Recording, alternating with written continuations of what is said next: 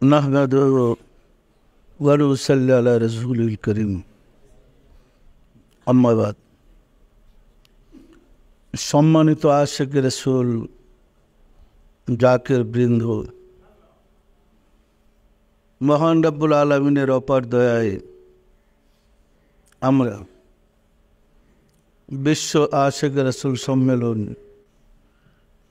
সমাপ্ত করেছি। আবার আমরা আমাদের কার্য দিবসে ফিরে আসছি। আসলে একজন মানুষ আল্লাহর জগতে বসবাস করতে হলে তাকে প্রতিনিয়ত আল্লাহর বিধিবিধান মেনে চলতে হয় এবং আল্লাহর দয়া লাভ করার জন্য সর্বাবস্থায় তাকে আল্লাহকে স্মরণ রাখতে হয়। মাঝে মাঝে বিশেষ বিশেষ অনুষ্ঠানের মাধ্যমে বিশেষ বিশেষ রহমত বরকত লাভ করা যায়। তন্মধ্যে বিভিন্ন অনুষ্ঠান রয়েছে যেগুলো পালন করে আল্লাহর পক্ষ থেকে আমরা বিশেষ বিশেষ নিয়ামত লাভ করতে পারি। সেই বিশেষ বিশেষ নিয়ামত লাভের মাঝে অতিবাহিত হয়েছে আমাদের বিশ্ব আশিক রাসূল সম্মেলন।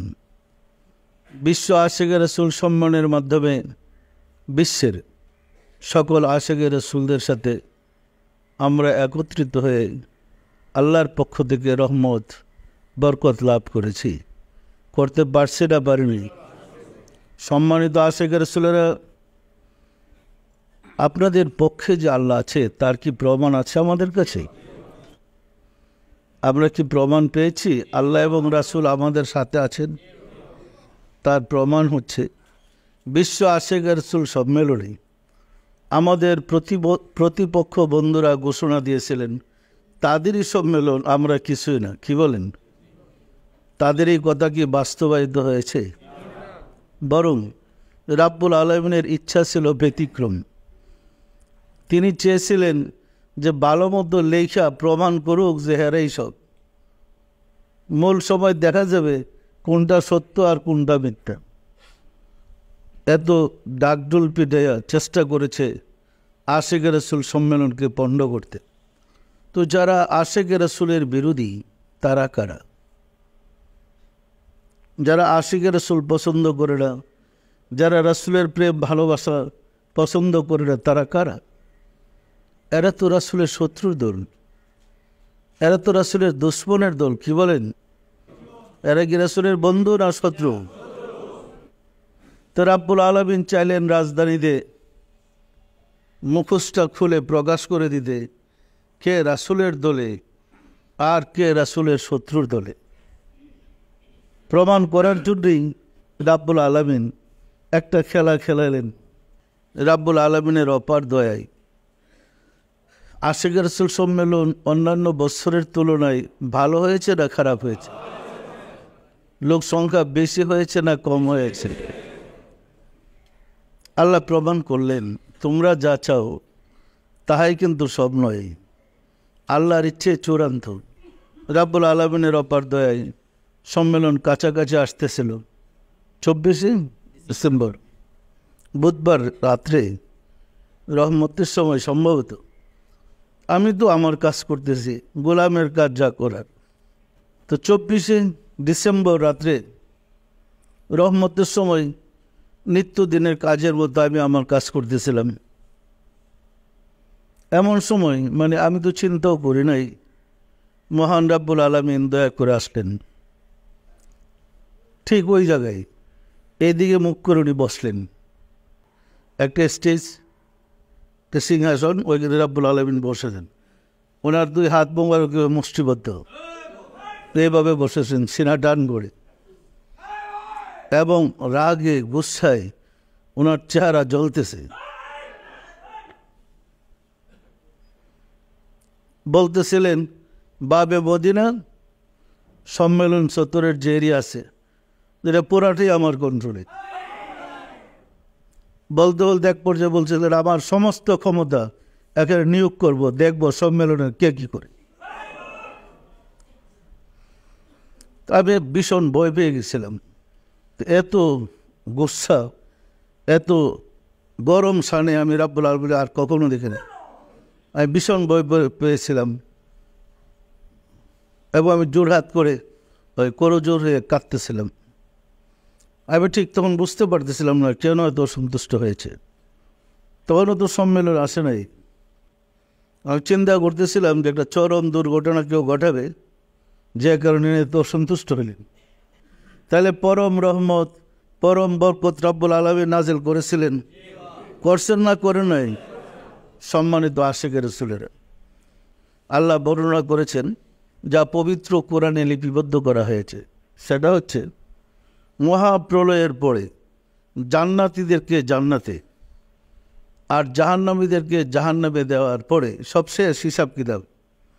এখন রাব্বুল আলামিন একা, তিনি হাঁটতে হাঁটতে গিয়া জাহান্নামের কি জিজ্ঞাসা করবেন, হে জাহান্নাম, হালবি মাজিদ, তুমি পরিপূর্ণ হয়েছ কি?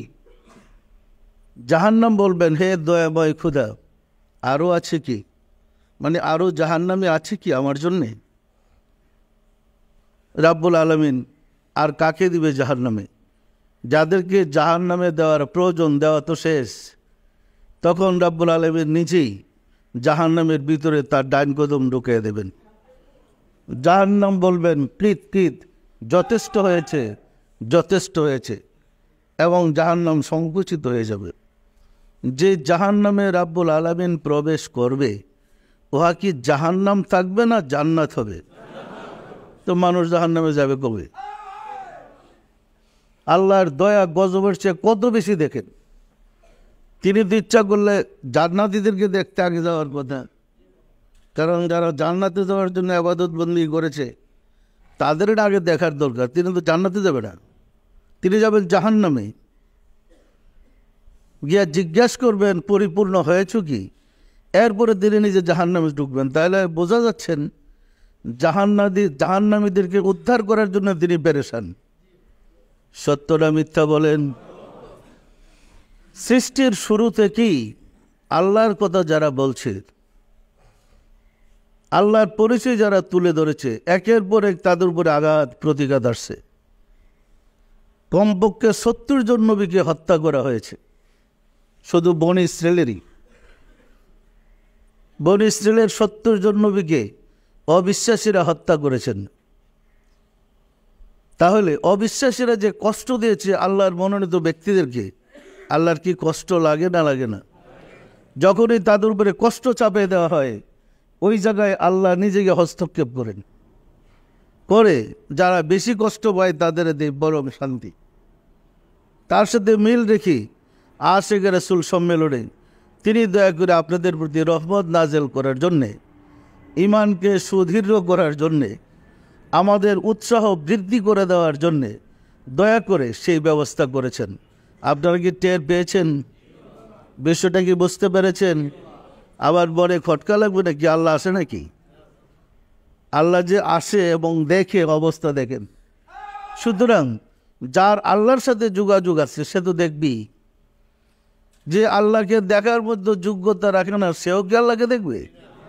যিনি আল্লাহকে চিনেন, যিনি আল্লাহকে জানেন, যিনি আল্লাহর পরিচয় লাভ করেছেন, প্রতিটা মুহূর্তে আল্লাহ তার কাছে থাকবে। থাকবে না থাকবে না? সম্মানিত আশিক রাসূলেরা, আমরা সেই পথটা হারিয়ে ফেলেছি। ফলে দেখা যাচ্ছে সমাজে বিশৃঙ্খলার সৃষ্টি হয়েছে। মানুষ গুনাহ মাফ করার জন্য, পাপ থেকে পরিত্রাণের জন্য, সমস্ত গুনাহ থেকে বাঁচার জন্যেই আমাদের দেশের মানুষেরা হজে যায়। হজে যায় কিন্তু গুনাহ থেকে পরিত্রাণ পেয়ে, মানে পুণ্যতা লাভ করার জন্য, স্বর্গ লাভ করার জন্য। সত্য না মিথ্যা বলেন? কিন্তু প্রতি বৎসরই দেখা যায় হজে যাওয়ার পরে, হজের অনুষ্ঠানে যাওয়ার পরে শয়তানকে গাঙ্গর মারতে গিয়ে কিছু না কিছু লোক খরচের খাতায় যেতে আছে। আর এই খরচের খাতায় পাইয়ে, মানে পা দিয়া, কি জানে, পা দিয়া পাড়াইয়া চ্যাপটা বানাইয়া মারতে আছে। এটা কোন পরিত্রাণ? এটা কোন সিস্টেম? সম্মানিত আশিক রাসূলেরা, ধর্ম বুঝে শুনে করতে হবে। আমি বলেছিলাম এই সম্মেলনে যে মুসলিম জাতি জগতের রহমতকে ছেড়ে দেওয়ার কারণেই গজবে গ্রেফতার হয়েছে। রহমতের কাজ করতে যায় গজব চেপে ধরে, কারণ রাহমাতুল আলামিনকে আমরা ছেড়ে দিয়েছি। যারা রাহমাতুল আলামিনকে ধরে রেখেছে, আদর্শকে আঁকড়ে ধরেছে, বুম কেন আরও কিছু যদি ফাটান তাদের কোনো ক্ষতি হবে না, কারণ রহমতের সামনে গজব টিকতে পারে না। পারে? গজব টিকতে পারে?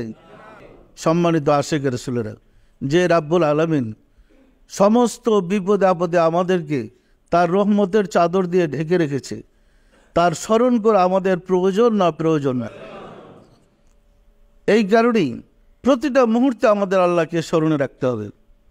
আমরা যদি আল্লাহকে স্মরণে রাখতে পারি, তিনি দয়া করে আমাদেরকে স্মরণ করবেন। আল্লাহ যদি দয়া করে স্মরণ করেন, আমাদের বিপদ আসার কোনো কারণ নেই। বিপদ আসলেও বিপদ যে কোথায় যাবে কল্পনাও করতে পারবেন না। সম্মানিত আশিক রাসূলেরা, তাহলে আমরা যে কাজে নেমেছি সেটা হচ্ছে ঘরে ঘরে আশিক রাসূল সৃষ্টি করা। আমরা যদি ঘরে ঘরে আশিক রাসূল সৃষ্টি করতে পারি, রাসূল পাক সাল্লাল্লাহু আলাইহি ওয়াসাল্লাম আমাদের প্রতি খুশি হবেন, হবেন না বেজার হবেন? রাসূল পাক সাল্লাল্লাহু আলাইহি ওয়াসাল্লাম যদি খুশি হন, রাব্বুল আলামিন খুশি হবেন।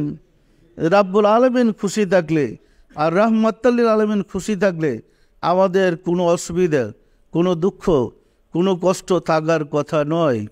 যে কোনো বিপদ আসুক, রাব্বুল আলামিনের দয়ায়, রাহমাতুল আলামিনের বরকতে অবশ্যই আমরা পরিত্রাণ পাবো। পাবো না পাবো না? সম্মানিত আশিক রাসূলেরা, সুনির্দিষ্ট সময় যদি আপনি ইবাদত না করেন, ইবাদতের কোনো মূল্য নেই। অসব ইবাদত নিষ্ফল। জেনে শুনে ভুল ইবাদত করলে আল্লাহ কবুল করবে না। আমরা জেনে শুনে সমাজকে রক্ষা করতে গিয়া ভুল ইবাদত করেছি। বিষয়টা পরিষ্কার না? পরিষ্কার না? তো জেনে সেটা ভুল ইবাদতের কোনো মূল্য নাই, তারপর আমরা করেছি। গত ঈদের সময় আপনাদেরকে বলেছিলাম যে আপনারা স্মরণ রাখেন যে এই দিন ঈদ না, তারপরেও কেন করেছি? কারণ হচ্ছে আমরা চাই সমাজের সব মানুষের ভুল ভাঙিয়া একসাথে নির্দিষ্ট দিনে ঈদটা করতে। হঠাৎ করে যদি আমরা ডিক্লেয়ার দিয়ে দিই তাহলে একটা ফেতনা লেগে যাবে। ফেতনার কারণে দেখা যাবে যে মানুষ আরও ধর্ম থেকে দূরে সরে গেছে। আমরা চাচ্ছি সবাই জেনে একসাথে ধর্মীয় অনুষ্ঠান পালন করতে। আপনারা চান না? যেদিন ঈদ সেদিন ঈদ করতে চাই, যেদিন রোজা সেদিনই রোজা করতে চাই, কিন্তু জানার পরেও আমরা এখন উল্টাপাল্টা কিছু করতে হচ্ছে। সমাজ যেভাবে চলছে, নামাজ সেভাবে চালাইছি। কি বলেন? পরিষ্কার না? পরিষ্কার না? সম্মানিত আশিক রাসূলেরা, এই কারণে আশিক রাসূলের সংখ্যা বৃদ্ধি করতে হবে। আমরা যদি ঘরে ঘরে আশিক রাসূল বানাইতে পারি, রাসূলের ইচ্ছায়, আল্লাহর ইচ্ছায় যদি ধর্ম করি, অবশ্যই ফল পাবো। পাবো না পাবো না? আমরা চাই আল্লাহর ইচ্ছায় এবং আল্লাহর রাসূলের ইচ্ছায় ধর্ম পালন করতে। আল্লাহ রাসূলকে সন্তুষ্ট করে যদি ধর্ম করি, সেই ধর্ম হবে আমাদের ইবাদত। সেই ধর্ম আমাদেরকে পরিত্রাণের ব্যবস্থা করবে, শান্তির ব্যবস্থা করবে। সারা দুনিয়ার মানুষ অশান্তি সৃষ্টি করতে ছিল, আল্লাহ যদি শান্তি দেয়, মানুষকে কি ক্ষমতা আছে অশান্তি দিতে পারে? সুতরাং আস্তে আস্তে আমাদের আশিক রাসূলের সংখ্যা বৃদ্ধি করতে হবে। আমরা যদি ঘরে ঘরে আশিক রাসূল বানাইতে পারি, তাহলে আমার বিশ্বাস এই ভুল থাকবে না, আস্তে আস্তে সংশোধন হয়ে যাবে। এই ভুল থাকবে না, আস্তে আস্তে মানুষের মধ্যে ভুলগুলা সংশোধন হইতেছে। হইতেছে না? হইতেছে না? যেমন ধর্মের সংস্কার আমরা যেগুলা করেছি, রাষ্ট্রীয়ভাবে পূর্ণটা তো আইনই হয়েছে, আইনের মাধ্যমে মানুষ পালন করতেছে। আর যেগুলা হচ্ছে না, ধাপে ধাপে আস্তে আস্তে চেঞ্জ হবে। তখন মানুষ যখন সঠিকভাবে অনুষ্ঠান করতে সক্ষম হবে, ফলও পাবে, রহমত বরকত পাবে। যে পর্যন্ত সঠিকভাবে ইবাদত না হবে, রহমত বরকত থেকে বঞ্চিত হবে। পরিষ্কার না? পরিষ্কার না? সবচেয়ে সমস্যা এখন রয়েছে চাঁদের সমস্যা, যেটা নিয়ে একদিন আগে একদিন পরে, 2 দিন আগে একদিন পরে যে শুরু হয়েছে। এই বিশৃঙ্খলাটা সমাধান করতে পারলেই মোটামুটি আমাদের জন্য অনেকগুলো আমরা আগে যেতে পারবো। সম্মানিত আশিক রাসূলেরা, তার জন্য আমাদের ব্যক্তি তৈরি করতে হবে, ঘরে ঘরে আশিক রাসূল সৃষ্টি করতে হবে। আমরা সবাই আশিক রাসূল হলে তখন রাসূলের ইচ্ছায় আল্লাহর দয়া পাওয়ার জন্য ধর্ম পালন করব। সত্য না মিথ্যা বলেন? তাহলে আমাদের উচিত হবে ঘরে ঘরে আশেকের রাসূল সৃষ্টি করতে। আমরা তো শান্তির সাথে সম্মেলন করলাম, এর শুকরিয়া আদায় করার জন্যই, রাসূলের রহমত বরকত যে পেয়েছি, শুকরিয়া আদায় করার জন্য মিলাদ দেওয়া উচিত না উচিত না? তাহলে আমরা আবার মিলাদ শুরু করতে হবে। কি আমাদের মিলাদের শেষ আর শুরু নেই, চলতেই থাকবে। কি বলেন? আমাদের কোনো শেষ নাই, প্রেমের কোনো শেষ আছে নাকি? সুতরাং আমাদের নিয়মিত মিলাদ চালাইতে হবে। বলবেন না যে আমরা রোজ কি জানি সম্মেলন শেষ হয়েছে, এখন আর মিলাদের দরকার কি? বলবেন নাকি? এখন আর বেশি করে বলবো কি, বিশ্ব আশেকের রাসূল সম্মেলন করেছি, এখন আমাদের আবার মিলাদ নিয়ে সামনে আগাইতে হবে। আমরা কি পারবো? পারবো না পারবো না? আমরা কি রাসূলকে খুশি করতে পারবো? পারবো না পারবো না? সুতরাং মহব্বতের সাথে, আজিজের সাথে আমাদের মিলাদ নিয়ে আগাইতে হবে। যে মিলাদকে আমাদের সম্মানিত হুজুররা, যে মিলাদকে শিরিক বেদাত বলে, আমরা বলছি এটা আদর্শ ফরজ, এবং এই ফরজ দিয়েই আল্লাহ রাসূল পর্যন্ত বসতে চাই। পারবেন না পারবেন না? নাকি শিরিক বেদাতের ধাক্কায় উড়ে যাবেন? আমরাই বলছি তারাই উড়ে যাবে। যারা ঠেকাইতে চায় তারাই তোলার মতো উড়ে যাবে, বিছড়ে হদিস পাইবে না কোথায় যেতেছে। পরিষ্কার না? পরিষ্কার না? দেখলেন না সারা দুনিয়ায় তো যুদ্ধ লাগছিল। 99 সালে আমরা কিছু জানি না সম্মেলন করতেছি, 3-4 কিলোমিটার দূরে রাস্তা ব্যারিকেড দিয়ে মানে সম্মেলন বন্ধ করে দিবে। তা আমরা তো ঠিকই দেওয়ানবাগে সম্মেলন করছিলাম না? করি নাই? অনুষ্ঠানের পরে আসলাম, পরের দিন দিয়ে পত্রিকার মধ্যে 2 পীরের লড়াই। আমরা কার সাথে লড়াই করতে গেলাম? কিচ্ছু না। আমাদের অনুষ্ঠান আমরা করেছি, পত্রিকাওয়ালারা মানে হেডলাইন করছে 2 পীরের লড়াই, বেশ ভালো। শুরু হয়ে গেছে আর কি পত্রিকার যুদ্ধ। তো পত্রিকা দিয়ে দেওয়ানবাগের পরিচয়, মানে 2 পীরের লড়াই দিয়ে দেওয়ানবাগ দাঁড়াইছে, এবং পরিচিত হয়েছে পত্রিকা দিয়ে। আবার দেখবেন এটা সমাধান হবে। সম্মানিত আশেকের রাসূলেরা, এইবার সম্মেলনে দেখা গেছে যে কে কোন দিকে, এটা পরিষ্কার হয়ে গেছে সবার কাছে। জনসমুদ্রে মানুষের মধ্যে প্রমাণ হয়েছে কে সন্ত্রাসী আর কে রাসূলের পক্ষের। এরা কতটুকু রাসূলের আশেক বোঝা যায় না? যায় না?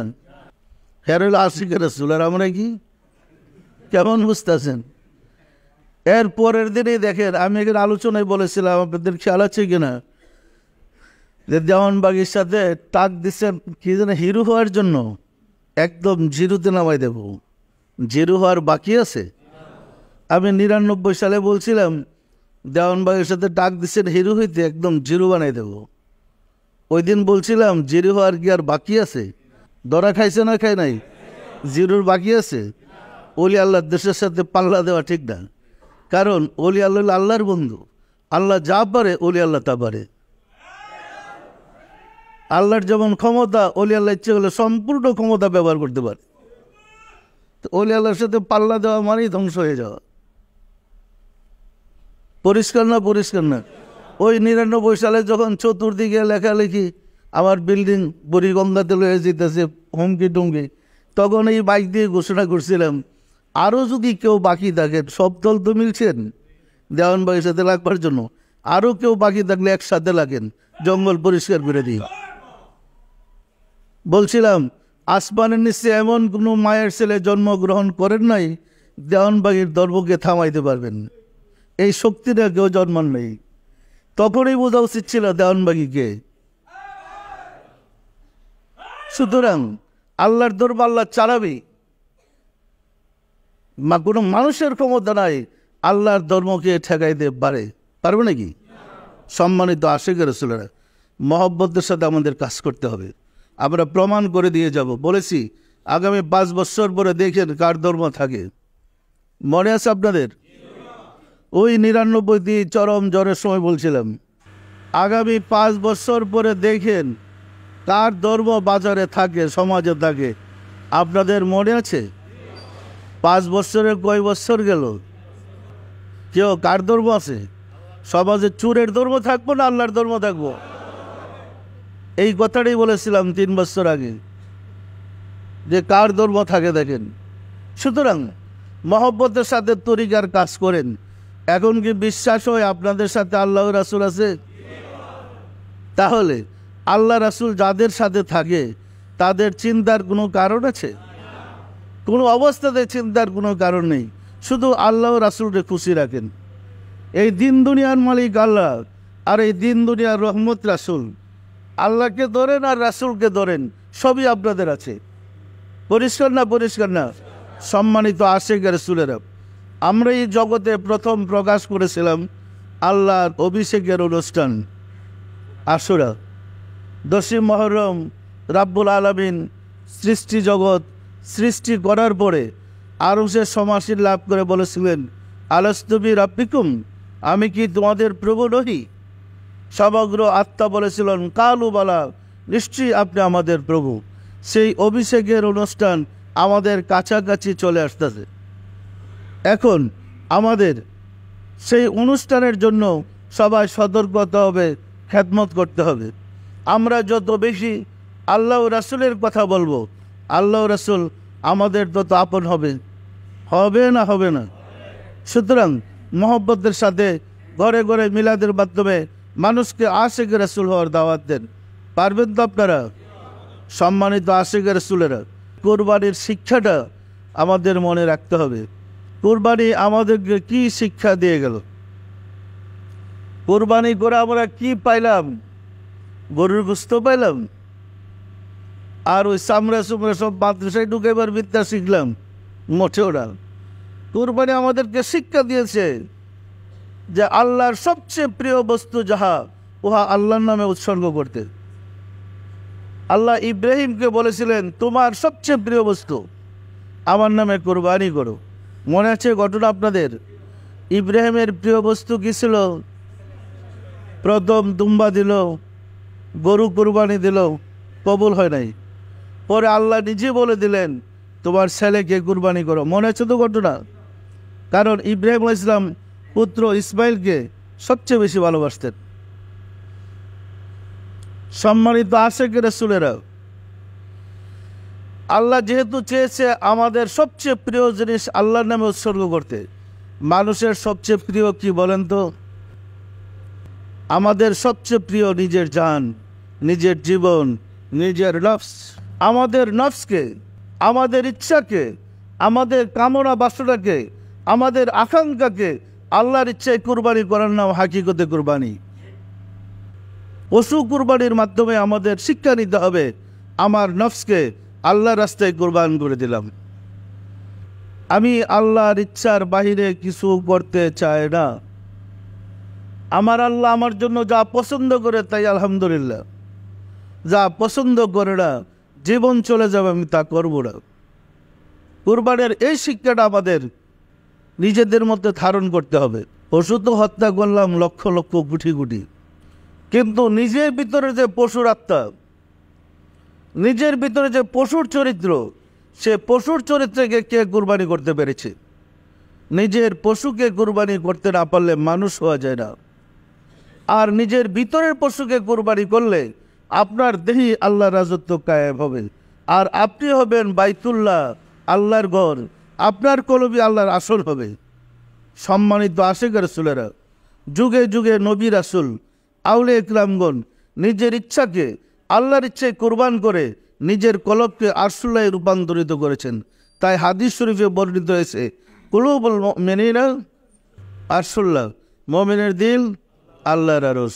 আপনি যখন নিজের ইচ্ছা, নিজের আশা-আকাঙ্ক্ষা, কামনা বাসনা আল্লাহর ইচ্ছায় সম্পূর্ণ কুরবানি করতে সক্ষম হবেন, রাব্বুল আলামিন দয়া করে আপনার কলবটাকে তার সিংহাসন হিসাবে বেছে নেবেন এবং তিনি আপনার কলবে আসন গ্রহণ করবেন। আসন গ্রহণ করলে আপনি হইলেন আল্লাহর, আর আল্লাহ হইল আপনার। ওই অবস্থা সৃষ্টি করেই মানুষ মুমিনে পরিণত হয়। এই কুরবানির মাধ্যমে আমাদের শিক্ষা নিতে হবে, আমার ইচ্ছা, আমার কামনা, আমার বাসনা, আমার আশা আকাঙ্ক্ষা আল্লাহর নামে কুরবানি করেছি, সেই শিক্ষা যেন আমি লাভ করতে পারি, আর আমার পশু যেন চিরদিনের জন্য কুরবান হয়ে যায়। সম্মানিত আশিক রাসূলেরা, আমাদের এখানে অন্তর্চক্ষু খোলা অনেক আশিক রাসূল আছে, যারা দেখেন উপরে আমরা সবাই মানুষ, আত্মারূপে সবাই মানুষ না। আত্মারূপে কেউ শিয়াল, কেউ কুকুর, কেউ বানর, কেউ শুকুর। লক্ষ মানুষের মাঝে দুই একজন মানুষ পাওয়া বড় কঠিন। যারা দেখে আত্মার শুরুতে আমরা মানুষ নয়, ওই আত্মার রূপটাকে যে পশুর রূপ আছে, আল্লাহর ইচ্ছায় আল্লাহর হুকুমে নিজেকে কুরবান করে দে, ভিতরের পশুটাকে কুরবান করে দে, নিজে মানুষের চরিত্র অর্জন করার শিক্ষাই কুরবানির শিক্ষা। আমরা যদি সত্যিকারভাবে কুরবানির শিক্ষাটা ধারণ করতে পারি, আমাদের সমাজে অশান্তি থাকার কথা নয়, সমাজে অরাজকতা থাকার কথা নয়, সমাজে মারামারি খানাখানি থাকার কথা নয়, আল্লাহর রহমত আমাদের উপর বর্ষিত হইতে থাকবে। তাই কুরবানির শিক্ষাকে আমাদের আঁকড়িয়ে ধরতে হবে। আমরা ধরে রাখতে পারব? আমার মনে আছে তখন আমি 16 বেঙ্গল রেজিমেন্টে চাকরি করি। প্রথম তরিগা নিছি। তো আমাদের ব্যান্ড মেজর আব্দুল সালাম করে নাম একটা লোক ছিল, নোয়াখালী বাড়ি। এডজুটেন্ট ক্যাপ্টেন আনোয়ার সাহেব আমাকে বললেন যে হুজুর, এই সালামের নামে আরবি রিপোর্ট আছে, আপনি একটু দোয়া করে দিন। আমি বললাম, আমি দোয়া করলে তো পাগল হয়ে যাবে, আপনি যদি দোয়া করে লোকটা তো পাগল হয়ে যাবে। পাগল হয়ে হোক, আপনি দোয়া করে দেন। তো আমি আসর নামাজ পড়ে যখন মসজিদ থেকে বের হতেছিলাম, তখন সম্ভবত 73 সালের ঘটনা, সালাম সব আমার সামনে পড়ছে। আমি বললাম, সালাম মিয়া শুনেন। জি হুজুর। আমি বললাম, আপনার তো একটা কঠিন রোগ আছে, আমার সাথে দেখা করেন, আমি একটা ওষুধ দিয়ে দেবো, ওষুধ দিলে রোগটা ভালো হয়ে যাবে। মানে কিছু কেরামতি না দেখলে তো বিশ্বাস করবে না, নতুন অবস্থা তো। হ্যাঁ, কিন্তু একদম মানে মুখ সুখ শুকিয়ে গেছে। উনি জানলেন কেমনে? আবার গোপন বেরিয়ে আছে, আমি তো বলে নাই কোনো দিন। গিয়াইছে ডাব টুপ কিন্তু আমার বাসায় পাঠাই দিল। এসার নামাজের সময় টুপি টাপি মাথার দা মসজিদে এসে ঢুকছে। ডুবার পরে আমি তোবার একটু কলব দেখাই দিলাম, সবক দিছি। পরে চিৎকার দিয়ে একদম অজ্ঞান হয়ে মাটিতে পড়ে গেছে, ফ্লোরে। ঘন্টা 1.5-2 ঘন্টায় মসজিদে ছিলাম নামাজের পরে, কিন্তু তার জ্ঞান ফিরে নেই। তা আমি আমার ওই রুমে চলে গেছি।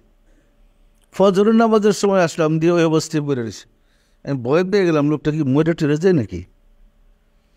এই যে অজ্ঞান হয়েছি। ফজরের নামাজ পড়লাম, সব পিটি থেকে অ্যাবসেন্ট, পরের দিন পড়ি আছে। সকাল 9টার পরে সে গেছে আবার রুমে, হাঁটতে হাঁটতে গেছে মাতালের মতো। গিয়া বলে, হুজুর, আমি আজকে সারা রাত্রি নবীজির সাথে, বড় সাহেবের সাথে, মুজাদ্দেদ আল ফিসারি রহমতুল্লাহ, মাইনুদ্দিন চিশতির সাথে ছিলাম, সারা রাত ওনাদের সাথে ছিলাম। আপনি ওনাদেরকে দেখেন না? আমি কই, আমি তো দেখি, ওই যে আপনার সামনে হাসতেছে। ও বলতেছে, এই দেখেন আপনার সামনে ওনারা হাসতেছে। আমি বললাম, বাট এগুলো বইল না, এগুলো বলা ঠিক না। মানে ওই যে অ্যাকশন করছে, সাথে সাথে তার অন্তর চক্ষু খুলে গেছে। আমি তারা বুঝাইলাম যে এগুলো মানুষের কাছে বলতে নাই, যা দেখো দেখো। 1 দিন 2 দিন, কিন্তু হয়তো বলতে আছে নর্মাল তো, এখন অফিস করতে পারে না, পিটিতে যাইতে পারে না, অ্যাবসেন্ট, ওই পাগলামি করতে আছে। সোমবার দিন ছিল যোধপুর বাওয়াল রাজবাড়িতে আমি ছিলাম। ওইটা তখন গাজীপুর হয়ে গেছে। তো যোধপুর বাজার ছিল, তো বাজারের দিন হাটে আসছে। ওইখানে মনে করেন 15-20 হাজার লোক তো হবেই। এটা তখন জেলা শহর। ওই হাটে আসছে, হাটে এসে কি দেখছে দেখে পাগলের মতো দৌড়ে গিয়ে, আমি আসরের নামাজ পড়ে আমার রুমের ভিতরে খাটে শুয়ে মুরাকাবা করতেছি। ও খাটের নিচে গিয়ে ঢুকে আমার জুতা বুকে জোরে এমন জোরে চিৎকার দিছে, আমি তো বলতেই পারবো না। লাভ 2টা আমি বসে পড়ছি, ভয় পেয়ে গেছি হঠাৎ। পরে ধমক দিয়ে বাইর করলাম, ওইখান থেকে কে? দেখলাম ওই সালাম। তাই মেয়ে কী হয়েছে, চিল্লাও কেন? বলে, হুজুর বাজারে গেছিলাম, তো বাজারে গেলে চিল্লাইতে হবে? তো হুজুর দেখি এক শিয়াল আর এক কুকুরের কাছে পান বিক্রি করতেছে, এক বানর আর এক বকরির কাছে মাছ বিক্রি করতেছে। মানুষ তো নেই, কি বলবি? 20-25 হাজার লোক, একটা মানুষ দেখলাম, মানুষটাই। শিয়াল, কুকুর, বেড়া, বকরি, তুম্বা, উট পাগড়ি ভরে হাঁটতেছে। বিষয়টা তো বুঝতে পারছেন? তাই বললাম, একজন মানুষও দেখো নাই? জি হুজুর দেখছি। কি দেখছো? একটা মানুষকে দেখলাম ওই জুতার দোকানের ফেরি করতেছে, স্পন্সর স্যান্ডেল ফেরি করতেছে একজন লোক। আরেকজনকে দেখলাম দুনকার ছিলেন আপনারা, ওই যে লেপ্তসুখ যে বানায়, যে দুনকারের কাজ করতেছে, আরেকজনকে দেখলাম শর্ট প্যান্ট একটা পইরা হাঁটতেছে। পুরা হাটের মধ্যে মাত্র 3টা মানুষ।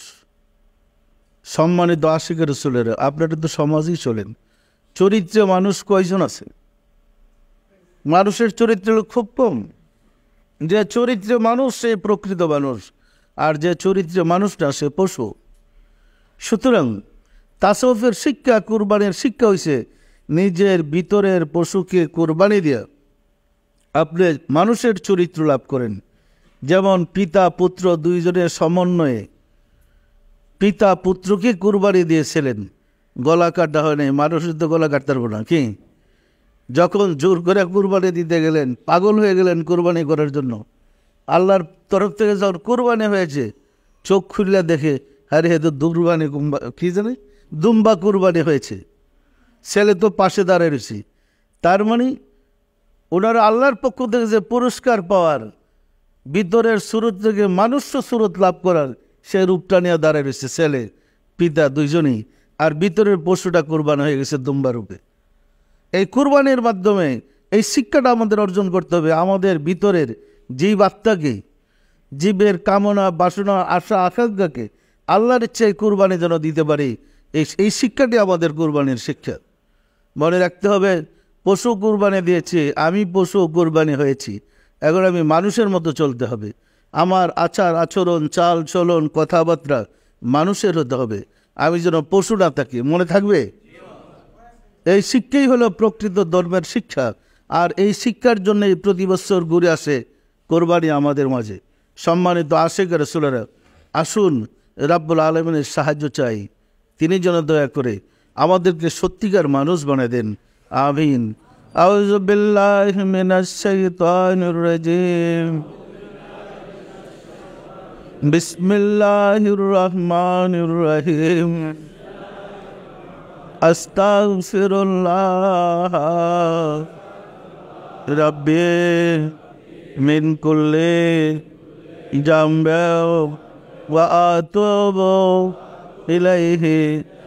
আয় আল্লাহ, জীবনভর নফসের খাহেশে শয়তানের ফেরেবে যত প্রকার গুনাহ করিয়াছে, সমস্ত গুনাহ হইতে তোমার নিকট তওবা করিতেছে।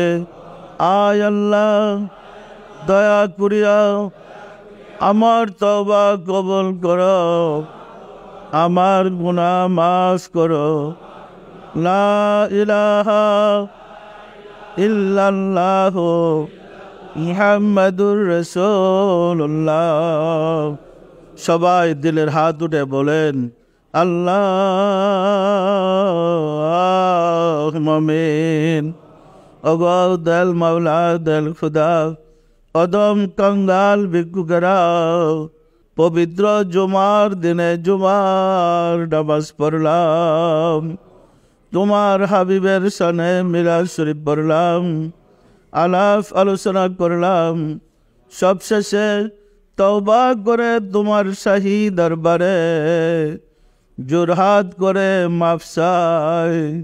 জীবনে যত ভুল বেয়াদবি করেছি দয়া করে মাফ করে দাও, মাফ করে দাও রে মওলা।